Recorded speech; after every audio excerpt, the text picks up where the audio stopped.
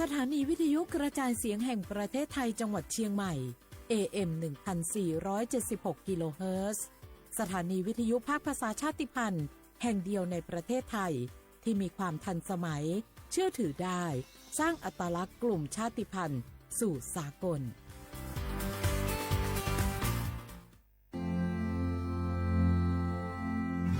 รากฐานสังคมไทยตั้งแต่อดีตจนถึงปัจจุบันเคารพเทิดทูนสถาบันพระมหากษัตริย์เป็นศูนย์รวมจิตใจที่เหนียวแน่นของคนไทยในเวลาที่เกิดวิกฤตทางการเมืองพระบารมีของพระเจ้าอยู่หัวก็ทำให้เกิดความสงบและช่วงที่เกิดวิกฤตเศรษฐกิจปรัชญาเศรษฐกิจพอเพียงของพระเจ้าอยู่หัวรัชกาลที่ 9 พระราชทานให้กับคนไทยก็ทำให้ผู้ที่น้อมนำมาปฏิบัติมีภูมิคุ้มกันและไม่เกิดความเสียหายพระปฐมบรมราชโองการของพระเจ้าอยู่หัวรัชกาลที่ 10เราจะสืบสานรักษาและต่อยอดและครองแผ่นดินโดยธรรมเพื่อประโยชน์สุขแห่งอาณาราษฎรตลอดไปพระมหากษัตริย์ไทยทุกพระองค์ทรงห่วงใยราษฎร์เสมอสถาบันพระมหากษัตริย์ไทยศูนย์รวมใจไทยทั้งชาติ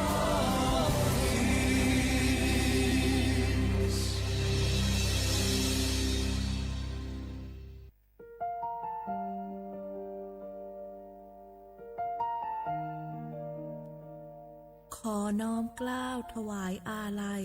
สมเด็จพระพันปีหลวงพระแม่แห่งแผ่นดินผู้ทรงเมตตาเหนือเกล้าขอพระองค์เสด็จสู่สวรรคาลัยข้าพระพุทธเจ้าข้าราชการและเจ้าหน้าที่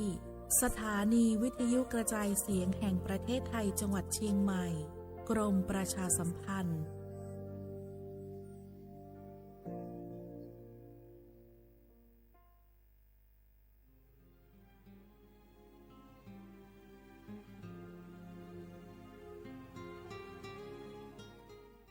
This is a moment of profound grief for the Kingdom of Thailand. The collective voices of Radio Thailand Chiang Mai, join the Thai nation in mourning the passing of our beloved Queen Martha, Her Majesty Queen Sirikit. Her life was a testament to the unwavering service, grace, and deep love for the Thai people. Our humble condolences and thoughts are with His Majesty the King, the royal family, and all the Thai people during this deeply sorrowful time. We will remember her forever.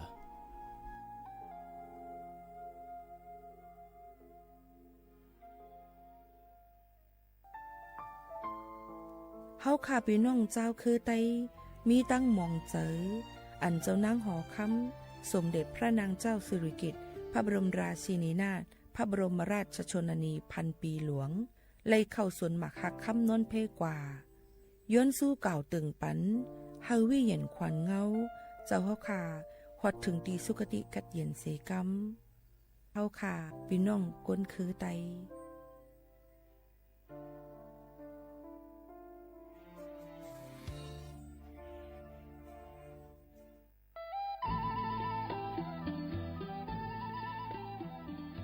จังหวัดลำพูนโดยสำนักงานวัฒนธรรมจังหวัดลำพูนขอเชิญชวนทุกท่านร่วมย้อนวันวานสัมผัสมนต์เสน่ห์ตลาดวัฒนธรรมถนนสายวัฒนธรรมย่านเมืองเก่าข่วงพันปีถนนรถแก้วชวนมาชมชิมช็อปกับสินค้าพื้นเมืองของกิ่งบ้านเฮามากกว่า100ร้านค้าพร้อมชมการแสดงศิลปะวัฒนธรรมล้านนาและกิจกรรมดีๆจากชุมชนท้องถิ่นทุกวันเสาร์และอาทิตย์ตั้งแต่วันที่25ตุลาคม2568ถึง4มกราคม2569ระหว่างเวลา 14:00 น.ถึง 21:00 น.ณตลาดวัฒนธรรมถนนสายวัฒนธรรมย่านเมืองเก่าข่วงพันปีถนนรถแก้วอำเภอเมืองลำพูนจังหวัดลำพูนร่วมแต่งผ้าเมืองใส่เสื้อผ้าเมืองเดินย้อนวานๆเก็บภาพความประทับใจในย่านเมืองเก่าแล้วคุณจะหลงรักเสน่ห์เมืองลำพูน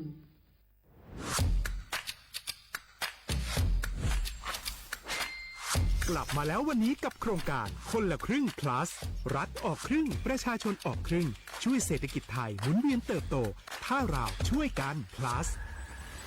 ต่อยอดให้เศรษฐกิจไทยเติบโตอย่างยั่งยืนด้วย5 plus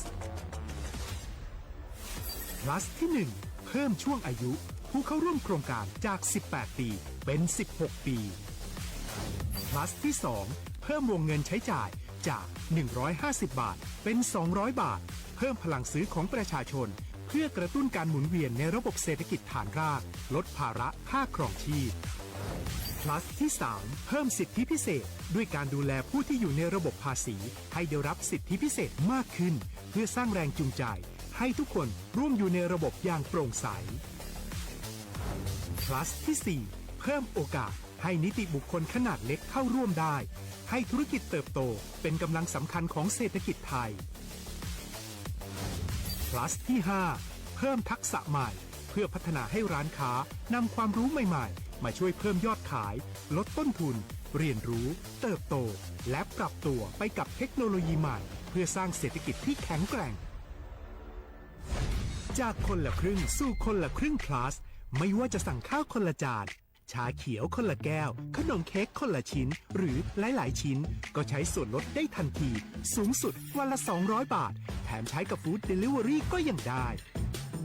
สำหรับประชาชนไทยอายุ 16 ปีเป็นต้นไปสมัครรับสิทธิ์ผ่านแอปพลิเคชันเป๋าตังวันที่ 20-26 ตุลาคม 2568 สำหรับร้านค้าที่สนใจร่วมโครงการสมัครได้ผ่านแอปถุงเงินวันที่ 15 ตุลาคมถึง 19 ธันวาคม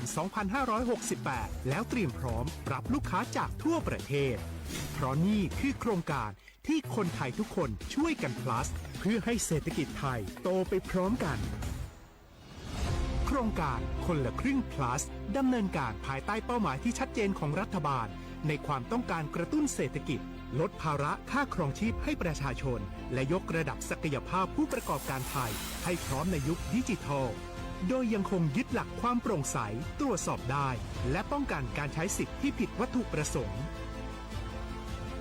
คนละครึ่ง plus เพิ่มพลังเศรษฐกิจไทยพร้อมโตไปด้วยกัน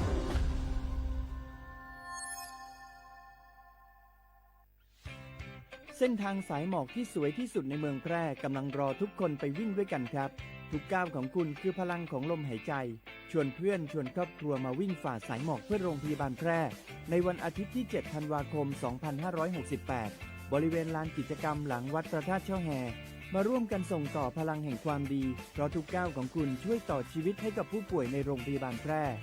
สมัครได้เลยวันนี้แล้วไปวิ่งด้วยกันในวันอาทิตย์ที่ 7 ธันวาคม 2568พบกันบริเวณลานกิจกรรมหลังวัดพระธาตุช่อแฮนะครับ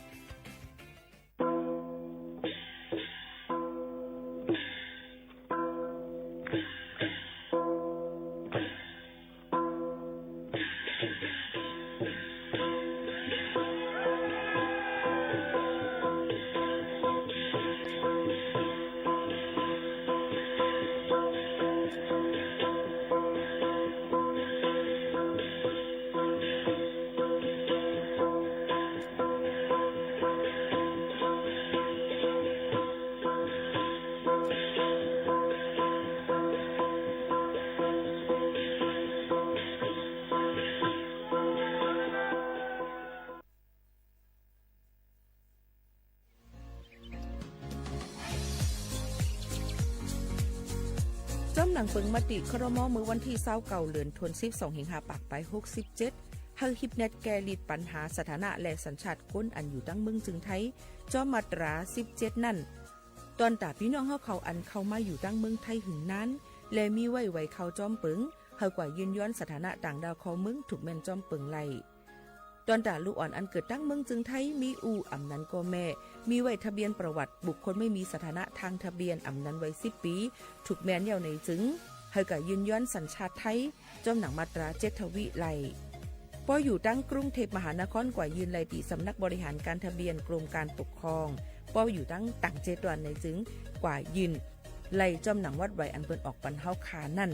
เข้าย้ำเหตุการณ์จ้อมหนังหลวงปองจึงต่อพอถึงวันที่29เดือน6 2สิงหาคมไป69ค่ะ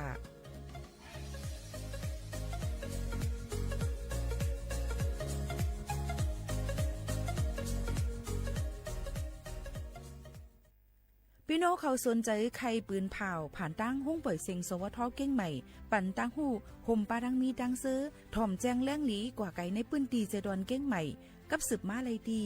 สวทเก้งใหม่หมายฝน053-276-068 และ 092-246-8579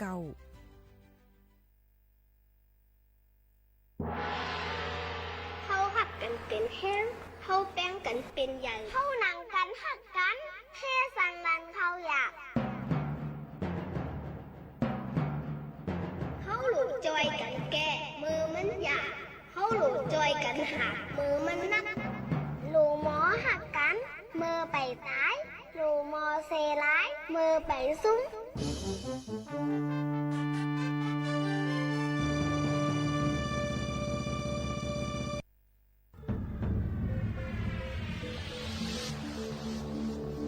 ก้นกูก่อนไอ้จับลงมาเอา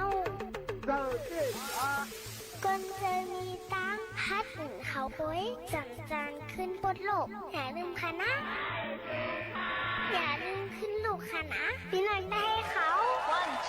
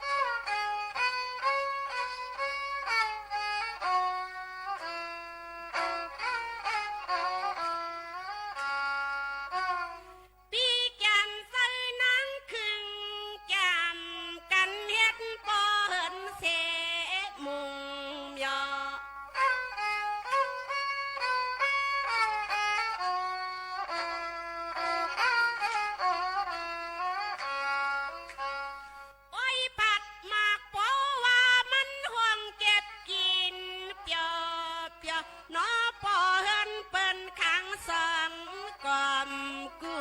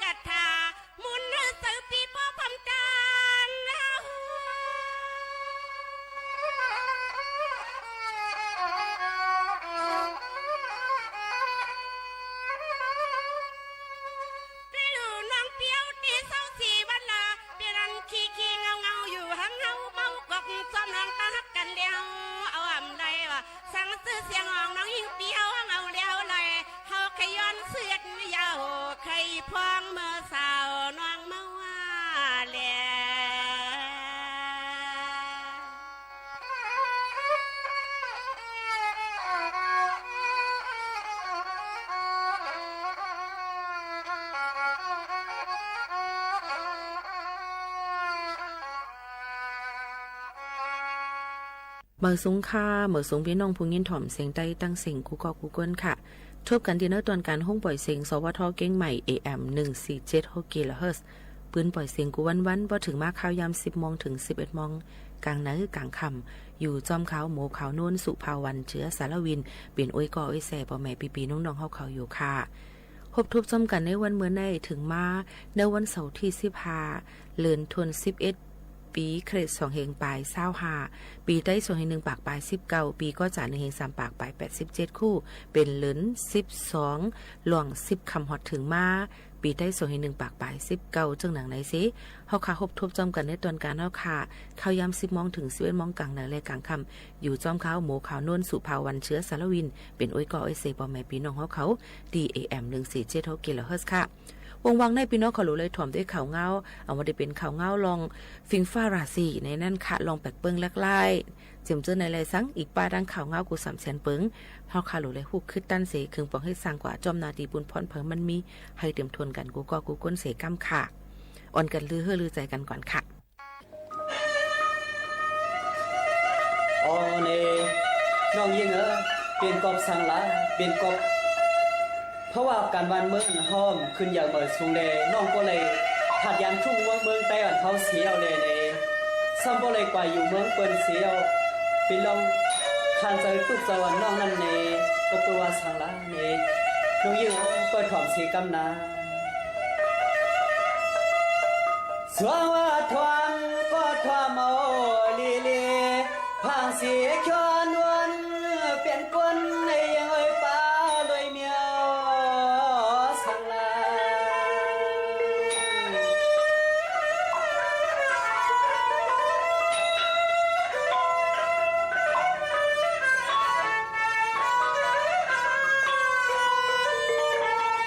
ก็เพื่อว่านอนปีทุกขานาอำเลยเสือสาจังนางเปิ้นเพื่อนเตือนห่วงเอากำเสือกำคนสู่น้องยิงวันตัว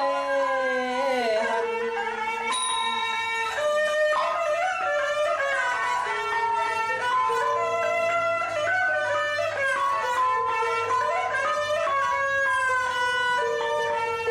สร้างเจอเฮาปีเป็นลูกชายสัตว์เทเรียกเอ้ยใส่ปีเหือเขาปัดน้องยิงหลุดลอยเขาเฮ็ดแทงปากบุกไว้ก็ปล่อยผู้เมียอ่อนใจปีหอมอาใคร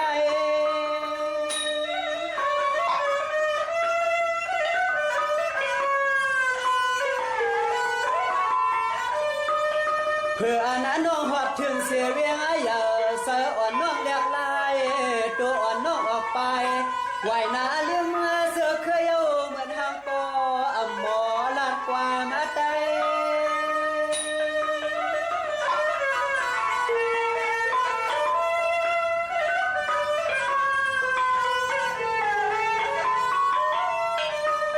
พอ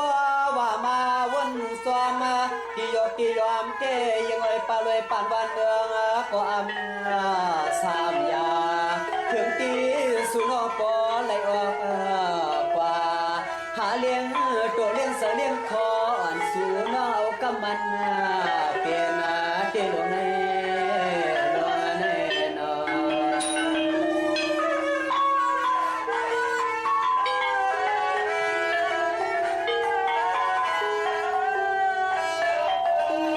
สวงวายเห็นนั่นเข้าเรื่องลอยลอยตัวกวมอารมณ์ซอยน้องปอเฮียงปอเหี่ยวปอโคเสียเลยปอยอมนอน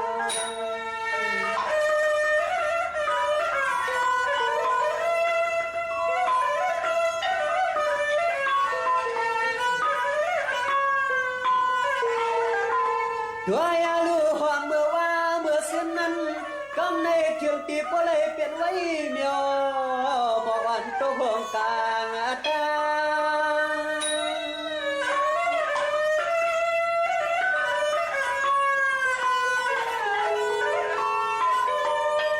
น้องกำในเขาเปลี่ยนหมอกลงหน้าอ่อนเรียกที่เพื่อน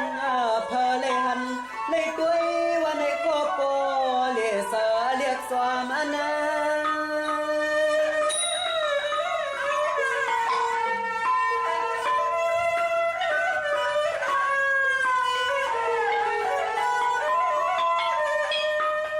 นางยามเมื่อสุขนั่งบนดุกเดือนดุกวันเพื่อเดืองเพื่อเปลืองทองแก้มอ่อนขวางควางเผยโปเลยโกโปยองอ่างควายตีลงในลงในนอน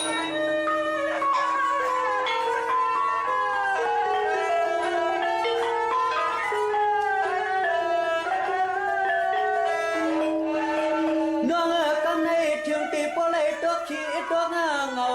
เอาตัวนางสุมาเปลี่ยนปืนลองตังซาเทเลตาลีนอ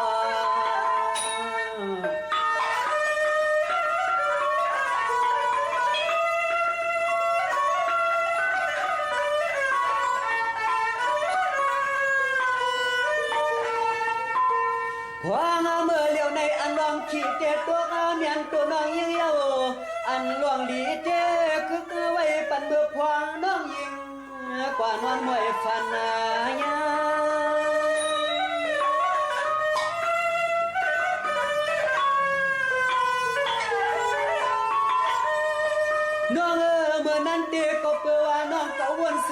วนลวงเปียวลวงเปียวซ้ำอมวนภายนาถึงที่ป้อเลยทุบเมียนโยกาวันเปิงโคละมาซา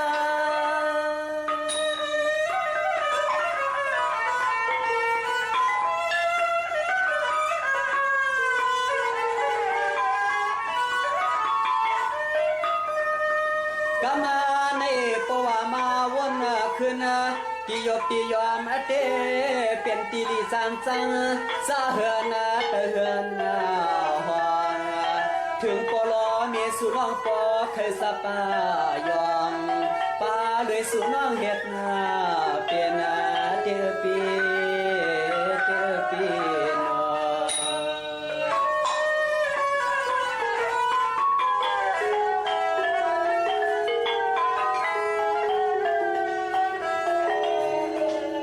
กำในน้องปีเทียงสลีลีหน้าพังเสียละวายวันไงน้องหยิบมาปั้นกว่ากะบอกขึ้นวัดขึ้นจอนเสลยอนไว้สู้เอานา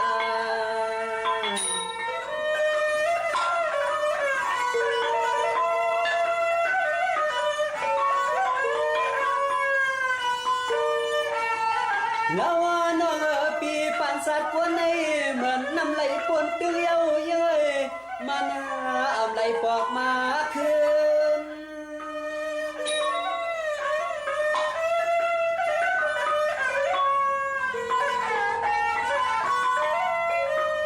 น้องเมื่อสัตว์เก่าปันก่อนน้องอ่อนปีถูกนี้ถึงตีป้อเลยตอบควบอำลอดยานเย้าเย้ยมาตอบมาปานวันนาเสือน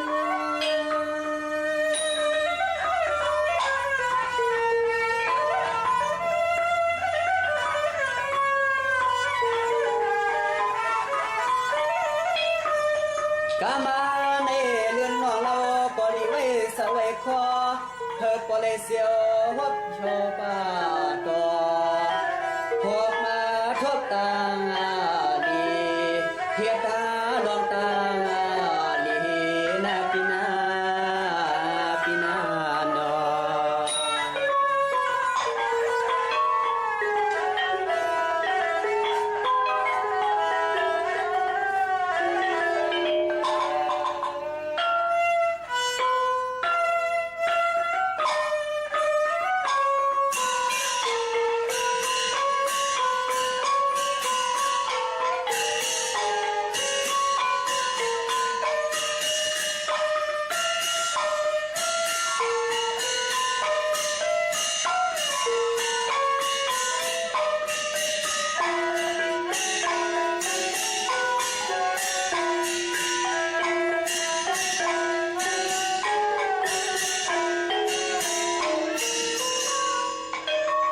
วันเมื่อในก็ได้เลยยินถ่อมป้าร่างเพลงความปานเก่าว่าเป็นเพลงความปานเก่าที่เปิดไว้ห้ำหึงอิดอ่อนหนึ่งเฮาพี่น้องเขาเปียวมนต์เสื้อสาดใจจ้อมกันเสื้อหนังไหนค่ะสืบยินถ่อมด้วยเพลงความปานเก่าซิส่งขึ้นมาอุบมาโอกันแช่งกำหนึ่งค่ะ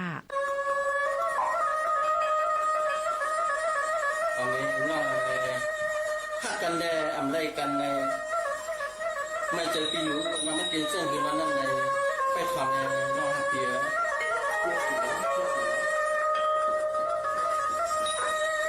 สวรรค์น้องกันนั่งเสียเดียวขี้เงาเมากวางกวางปั่นหังกันในบุ้ง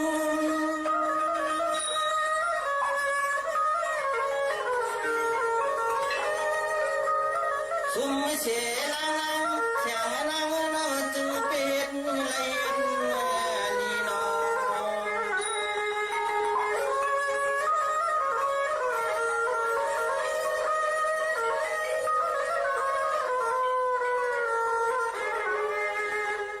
น้องจะมาให้ใครปล่อยแมวและเสียงยาตาวนปุ่นฟ้าแน่ดวงใจลิตาไม่ตัวเลี้ยงเลิกคำวันปี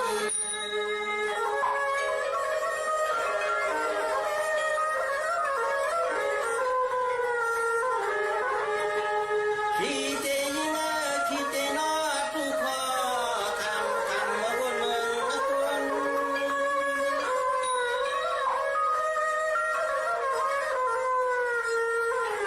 ข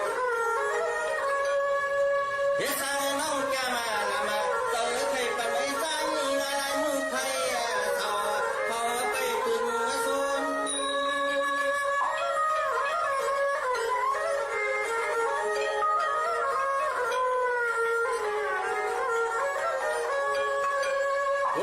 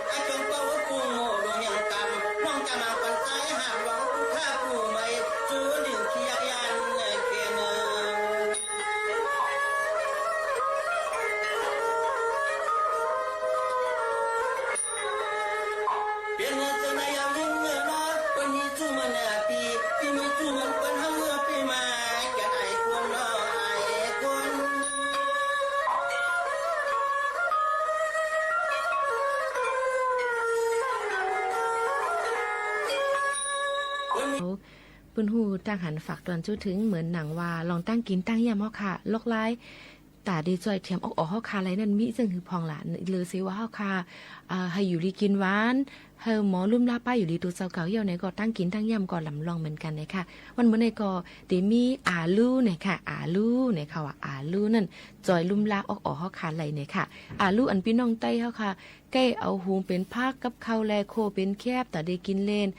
กับน้ำเลียงโคมนั่นกำพองลาดว่าอำลีกินน้ำย้อนมันเตเฮ็ดเฮาต้องเกิดต้องป้องสีถวยใจหยับกุ้ยกะลองว่ามันมีธาตุวิตามิน6ค่ะอันจอยแห้งออกแลเฮ็ดออกธาตุจึงจังสั่งให้เซียนเลือดในตัวคิงเหตุการณ์ไลลีนั่นยังตีไปป่ามีไผฟังแม่นฮู้ค่ะกำนั้นแหละผู้มีอายุเยอะอันใกล้เป็นเน็ตเป็นซานอำนั้นลงลืมๆเจ้านั้นก็ถูกลีเลยใกล้ๆกินปันอยู่รู้ในค่ะนะก้อยอำลีกินนำเลอ1วันต่อ1วันไหนค่ะในก็เป็นพ่อนลีรู้เอามาฝากตวนจูถึงพ่อแม่พี่น้องเขาสั่งว่าวันมื้อในได้เฮ็ดพักสังลีอำตันวนหันมีรู้ในห้องมือค่ะในก็เอามาเฮ็ดเป็นตั้งกินตั้งยำเฮาคาไหลเหมือนกันเลยค่ะฝากตอนจูถึงพ่อแม่พี่น้องเขากูก่อกูกนตั้งหมดตั้งเสียงค่ะเฮาคาได้ขึ้นสืบยินถ่อมด้วยลองตั้งเพลงความปานเก่าอันพี่น้องเขาตุกย้อนกันเข้ามาก่อนส่งขึ้นมาอุบมาโอ้กันเที่ยงว่าดิมีลองสั่งหลายๆในค่ะโอค่ะเมื่อสุภาก็ไม่เขาใจวันพอซึ่งเป็นยังคำเมืองกูจุ่มช้ำจัดได้ยังกว่าหนุ่มคือใจข้อมูลเพียงใหม่มาอย่างเลยที่มาเราบนต้นเจอกันว่ามันจีว่าใจถึงยังคำของเมืองกูนั้นแค่เราไปถอดไปครับเพื่อรู้มากันในปีเก่าจะถึงเมืองเฮา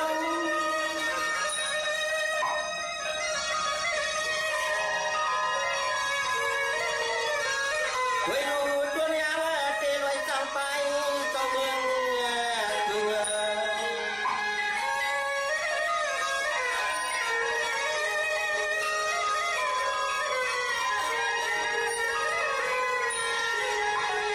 วิศญาณิยันพัน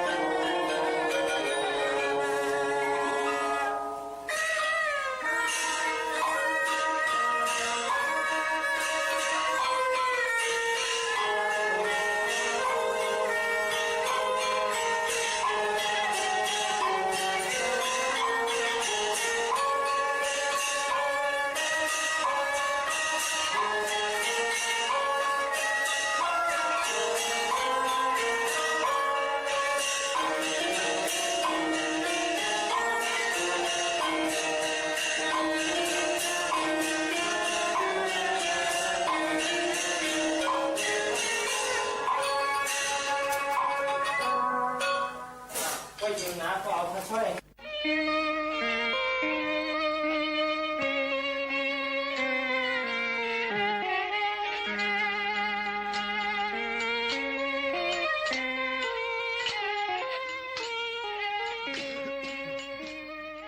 ำเดี๋ยวในข้าวเขาก็มีรองคอสุดท้ายก้อนมังกรกระดิ่งช้ำสายแหละสักหนาพี่น้องขอย่ำเดี๋ยวใน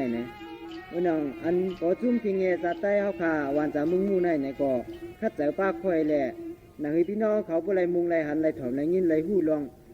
จัดเฮาขาในปีนี้สังคาเลเนี่ยลองจัดอันว่าลองหู้ตั้งจางตั้งหมอลองสั่งสอนได้ไหนมีจึงหือนึงไหนแค่ดอพี่น้องเขาเปิดถอมเปิดยินเปิดมุงเปิดหัน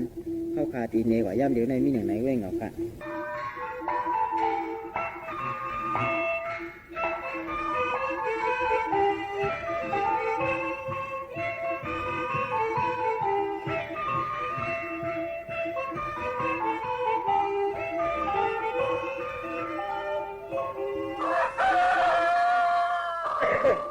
นายร้อยอ่ะ เหลือจริงเลยก็ต้องหันเป็นเอาขวางที่ดีเขา เขาจะลาตัวเขามีเขาไว้ป้อมถึงปาง มันอยู่ได้สองไผ่กำห้องเอง ว่าเพื่อเขาหลุดลาดทั้งแรกในหลุดถึงปางสูงเมียลูกคำปากของเขาคำนู้นน่ะนี่ละล่ะ นี่คำนวณทั้งมันจำทั้งมันจับกันทั้งวันนี่ มีอยู่ค่ะมีอยู่ค่ะ ไอ้คำปากคำแจมที่เขียวเยอะก็หันอุปูที่บกไก่น่ะ ใจค่ะมีอยู่ เจอเฮียงล่ะ อ๋อนี่เขาจากความเขา จ้างอะไรคัดเจออะไร เมื่อเหลียวในก็เพื่อเจ้าเรียนไหนสองคือพี่น้องในก็ใหญ่มากก็เป็นหมาก็เป็นชาวก็เป็นนาเฮือนเฮาเมียวเราในเชก็อำไรคอยปืนปีเปอของน้องประจันนี่นะเมียวเลยเฮามีไว้เพราะเฮาอำหาแทงอำเฮ็ดแทงพ่อมฉิบแทงมันสำเจยุบย่อมกว่าวันนั้นไหนเขาก็ยังตึกกว่าเลยไปเลยเมื่อเหลียวในพวกเขากว่าเลยไปเลยมาไว้ในมากูนาเฮือนเฮายุบย่อมกว่าเมียวเราเนี่ยก็ตัวเหลียวในก็จะว่ายินข่าวเพิ่นเขาก็ไปทอดเชยพวกเมืองกุดว่าเมืองก้องว่าเพิ่นไปเหตุการณ์เชียงไหนพวกผู้สู่กรรมดีเนี่ยก็เพิ่นพวกมาเป็นสัตว์ที่หลวงกบมันว่าเขาในลองนาเฮือนตั้งลองตั้งเราในว่าคือพี่น้องก็รู้คัดใจอ่อนกันเฮ็ดทางหาของป่าชาเขาก็ดีกว่าตามด้วยกรรมกว่าดีกว่าเมื่อลาวอ่ะเพราะว่าดีกว่าปากกล้ากับขายก็ลองนึงไปเฮ็ดการเคยบรรทุกกว่าอีเด้อไหนได้เคยบรรทุกกว่าอีเด้อเคยกว่านอนขึ้นนอนวันพร้อมด้วยวันดีเนี่ยก็กุมกว่าอยู่นี่กินวันก็หักมันพวกก็ดีกว่าให้เจ้านั้นพร้อมเลยถึงปังถามทุเมียลุงเนี่ยก็อยู่ชูซ้ำมาดีกว่าเฮ็ดช้างมันดีกว่าหาช้างในอำเภอมุงม่วงของ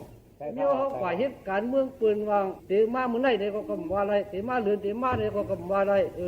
ดีกว่าหลายวันเนี่ยกำว่าอะไรนั่นก็มันฉางถูกพวกกว่าแล้วฉางถูกเนี่ยดีเจียวมากก็ดีเจียวมาก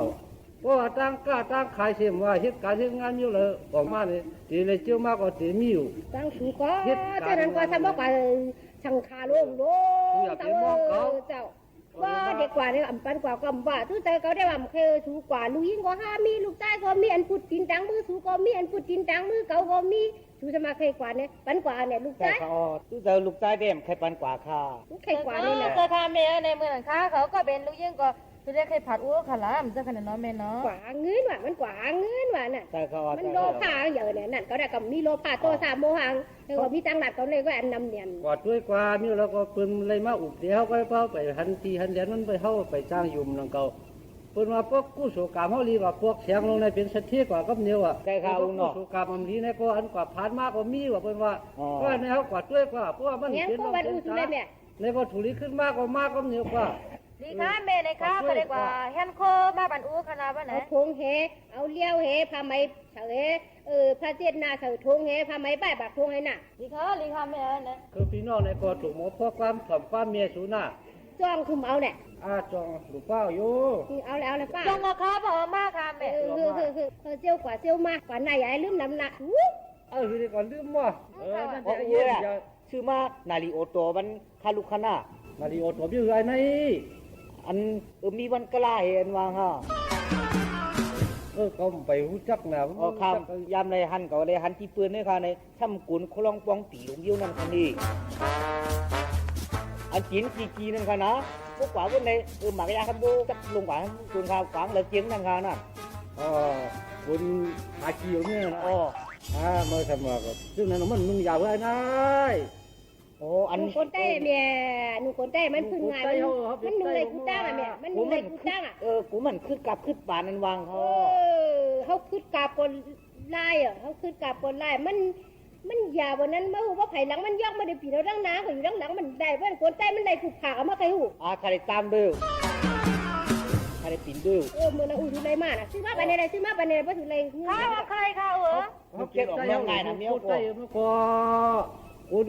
ขาชำเรียกว่าถ้าว่าเกี่ยวไปทิ้งไว้นั่นหลังจากกูเต้เมื่อว่าเป็นห้องติดกูเนี่ยกูกล้ากูเขยก็ยังหมูจับเมียวนั่นหมูใครอ่ะกูเต้นุ่งก็เป็นคนใต้เขากูกล้านุ่งเป็นคนกล้านั่นเขาก็คนใต้เขามาได้มันนุ่งกุนหงดวงเมื่อใครโอ้ยเจ้าเขานี่ในแก้กันในเมื่อว่าขี่ง่ายเมื่อเขาทำพวกเกี่ยวคดีซึ่งว่องนุ่งกวางเขาว่าเป็นคนเท่าว่าตัวในคณะทำนาหลีทำมองคุยลงหินะอันเสียงฮือพวกอ้วกว่าจากปอกเสียงเมื่อไหร่อย่าบีบปันโพเลี้ยงขนาดว่าเอาชิ้นใหม่นั่งตวงใจกดใจกดใจกดเขาล่ะเขาพูดที่ออมไรในน่ะเขาว่าพูดจาสูปีน้องไว้หนังเอาพูดจาชอบพูดปีน้องไว้ก่อนเลยมาเลยสั่งเมี่ยวคือเดิมจ้าเพื่อนอ่ะ他ทำไปเลยสั่งเจ๊ก็ปูไปดีกว่าว่ะเนี่ยต้องมีช้างข้าเคยเวียนเทียงเห็นนะเวียนดิ่มน้ำเอาไหนนะข้าเคยเวียนก็มาเวียนเวียนเอาเวียนยักษ์เอาเลยนะเคยเวียนยักษ์ผมเคยข้าเคยเวียนเทียงในนาข้าสั่งอู้นังตรงเชิงมีช้างเนี่ยมันนัดจำข้าเนี่ยไข่ขัวใช่เจ้าเทียงในนาอู้นะฮะเวียนเทียงสมนาอู้ฉันก็ไล่กว่าว่าไล่เต้ผู้กับคุกอะไรถือปีน้องว่าก็มาทำเนี่ยโซดามช่างทั้งเนี่ยช่างก็อิ่มเจ้าก็ไปกว่าก็สั่งเมี่ยวมาสั่งเมี่ยวลูกอู้ปาดมัน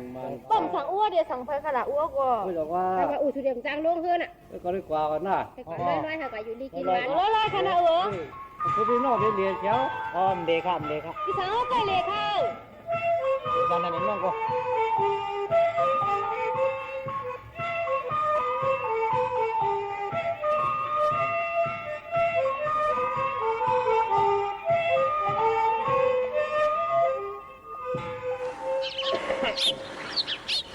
กำเนิดไต้โกไต้สีก็มีถุงเลี้ยงไว้เฮ็ดไต้โก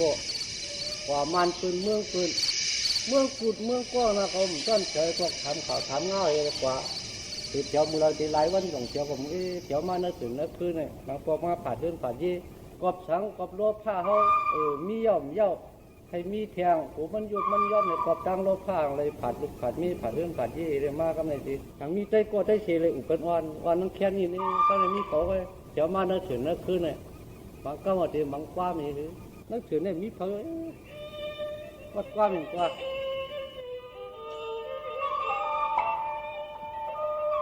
มาในปีตะกินไปจันวันไปเชจำตังยันเชเนนังก็ใจที่ผ่านพักไว้ไกล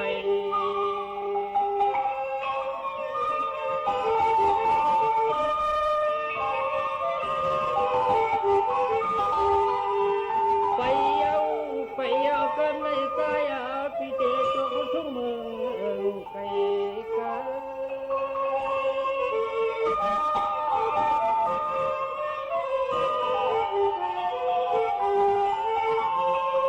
ช่วยลูกจังป่าเขาหน้าตัวละ5 โมงให้ต้มตอนไร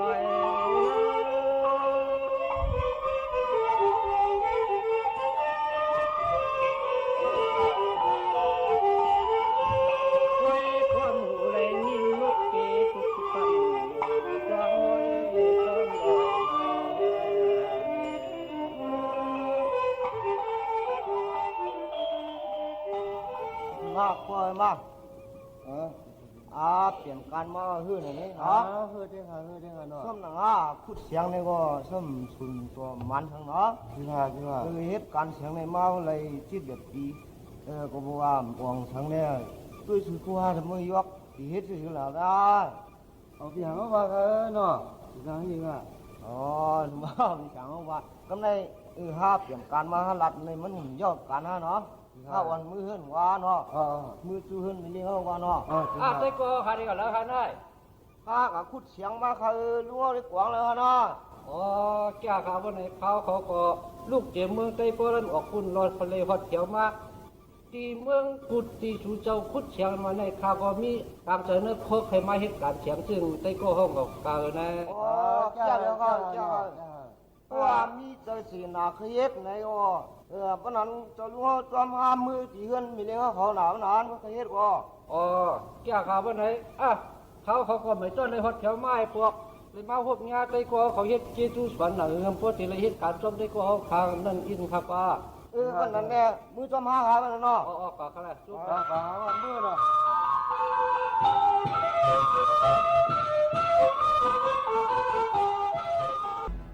เฮาค่ะมาอยู่จำกันก็ข้าวยาว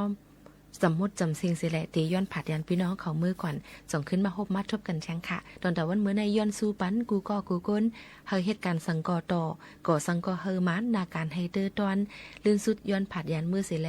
เฮอเลยอายุยาวยืนห่างหลีกึกปืนกันกูก็กูก้นเสผัดยันมือก่อนค่ะส่งขึ้นมาพบมาทบจอมค่ะเฮายิงหมูขาวนุ่นก้นก็เก่าตั้งหงปล่อยเสียง AM 1476กิโลเฮิรตซ์สวทเก่งใหม่49เส้นตั้งประชาสัมพันธ์จังการเวงเจดอนเก่งใหม่50100และกับสืบตรงตักกันเข้ามาเลยในดอนการภาษาความใต้เฮาค่ะข้าวย้ำ 10 โมงต่อถึง 11 โมงกลางเนอ0538191004วันเมื่อในผัดยันมือก่อนค่ะเหมือซุงค่ะในเตียยิงเนี่ยเพราะว่าตีเกิดเปลี่ยนก้นไม้เฮ็ดหน้าเฮ็ดไห้เย้าเนี่ยเอาไข่ในเลยในย้วยซ้อมแกมกลางตั้งสู่ก้นห่างหลีห่างเล่าเนี่ยอยู่เนื้อเมียวเนื้อเวียงเนี่ยอำเทิกตันที่เลยเป็นก็หักเสียสาปีเนี่ยก็ปีเดียวอันลุงยาตะทำมาว่าจะเอายอดชบยอดความมันปีเตรียมต่างถึงห้องต่างถึงน้องยิงไปถอมเอกรรมนะ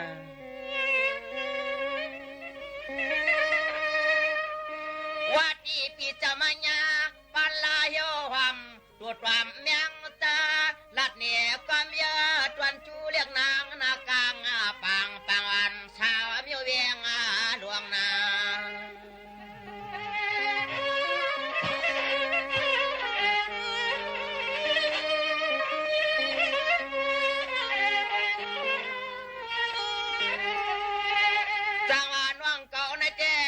เป็นลูกเจ้าลานาคุณนิมุนนามานยาอาตาเปียวอะไรมาอยากช่องมีอความลูกยิงสวง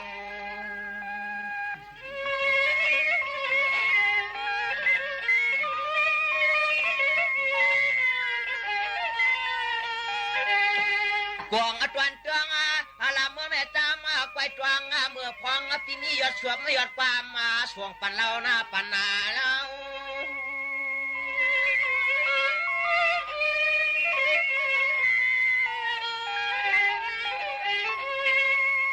จังว่าปีนี้เขาเป็นลูกเมียวันวักจอกเสียงเพื่อเกี่ยงไม่ผัดชวมอยู่ห่มพวยไม่กว่าเกจวนไรตัวเตี้ยถวยปางเสียงความอิงเอา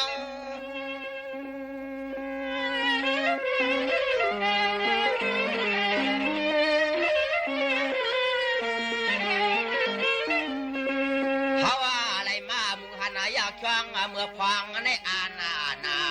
สัวเตียนนอนางสาวอันน่ะสัวเตียนนอนางสาวนวง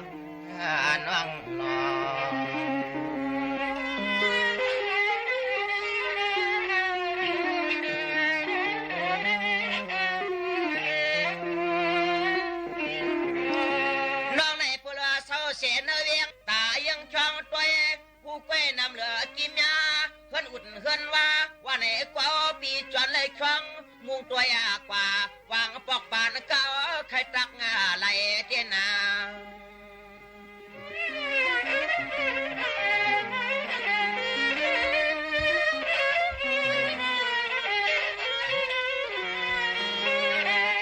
เขาในแต่มันเวินจองพิลาตัวปอมเมียวไอลายเปลืองอะไรยาแค่จวนมุงตัวยแก่นมาเตะขวามาคอ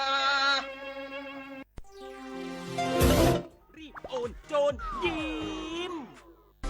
คนละครึ่ง plus รู้ไหมใช้อะไรได้บ้าง ใช้ซื้อสินค้า อาหาร เครื่องดื่ม บริการนวด สปา ทำเล็บ ทำผม ขนส่งสาธารณะ แต่เดี๋ยวก่อน ถ้าจะนำไปใช้ซื้อสลากกินแบ่งรัฐบาล เครื่องดื่มแอลกอฮอล์ ผลิตภัณฑ์ยาสูบ บัตรกำนัน บัตรเงินสดแบบนี้ไม่ได้นะครับ ที่สำคัญต้องจ่ายตามจริง ห้ามทอนเป็นเงินสด ห้ามรับแลกสินค้าหรือบริการคืนเป็นเงินสดนะคะ ดูรายละเอียดเพิ่มเติมได้ที่ www.konlakringplus.com ในโลกยุคปัจจุบันที่